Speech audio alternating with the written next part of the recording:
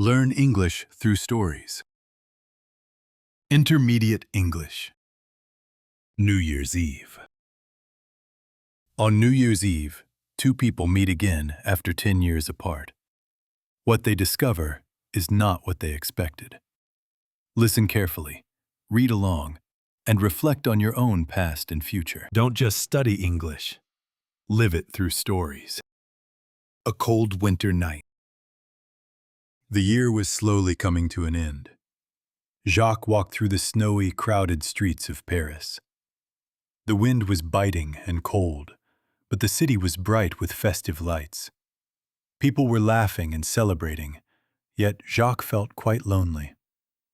He was thinking about his life and the many years that had already passed him by in this city. A ghost from the past. He stopped and looked closer at a figure near a street lamp. It was Irene. He had not seen her in 10 years.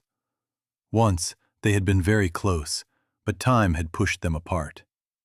She looked older now, but her eyes were still the same. Jacques felt his heart beat faster. He stepped forward into the yellow light to see her. An unexpected invitation. "Irene?" he whispered. She turned and gasped. For a moment, she did not recognize him. Then, a small, sad smile appeared on her lips. They stood together in the falling snow, two people from a different time. "It is New Year's Eve," Jacques said. "We should not be alone. Will you have supper with me at the cafe nearby?" Inside the glowing cafe, they walked to a small, warm restaurant. Inside, the air smelled of roasted meat and sweet wine. The waiter led them to a quiet table in the corner. Irene took off her heavy coat and sat down. Jacques watched her closely. He wanted to feel the old magic, the spark they once shared. He hoped this night would be special. Remembering old times. The waiter brought a bottle of sparkling wine and poured the liquid into 2 tall glasses. "To the past," Jacques said, raising his glass. Irene smiled, but her eyes remained sad. They began to talk about the people they used to know. They spoke of summer nights by the river and the big dreams they had when they were young. The weight of silence. But as the meal continued, the conversation became difficult.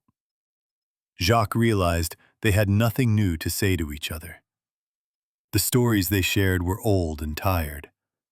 Between their sentences, there were long, uncomfortable silences.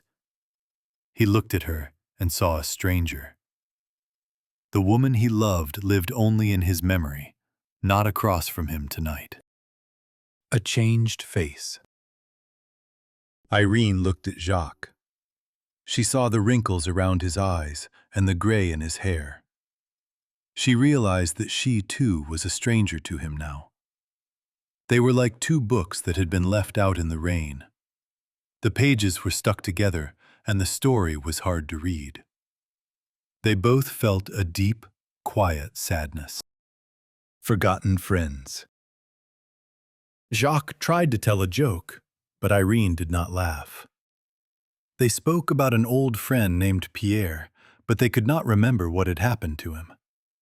The connection was broken. They were just 2 people eating dinner on a cold night. The wine tasted bitter now. The joy of the new year felt very far away from them. The dying fire. The restaurant began to empty. The other couples were leaving to go to parties or back to their homes. Jacques called for the bill. He felt a strange hurry to leave. He wanted to go back to his own life, and he knew Irene felt the same. The ghosts of their past were finally resting. The dinner was over. Back to the cold. They stood up and put on their heavy coats. Irene wrapped her scarf tightly around her neck. Jacques helped her with her buttons, just as he had done many years ago. But his hands did not tremble with excitement this time. They walked out of the warm cafe and back into the freezing night air. The snow was still falling.